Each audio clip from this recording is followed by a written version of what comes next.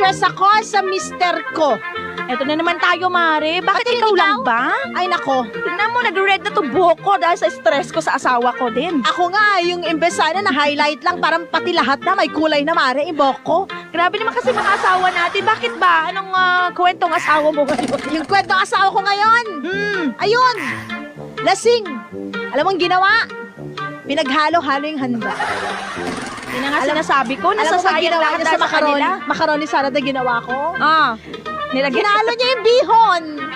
Tapos alam mo yung ice cream, pati yun, Mare, sino naman diniinit ang ulo doon? Alam mo, mga ganyang asawa, binabalik talaga natin Kaya nga, gusto ko ibalik na sa Tsaka alam mo ba, magulang na kwento ng kapitbahay natin, magkasama pala yung mga mister natin. Tignan mo talaga. Oo. Talagang grabe yung mga Alam mo, yan. Ano? kulang na kulang yung binibigyan niya pera, pero pag yung alak, grabe, binibili niya. Nako naman talaga. Ay, alam mo, Mare, may natira pang paputok doon. Gusto mo? Paputukin na natin. Papatukin na lang natin sila, Mare.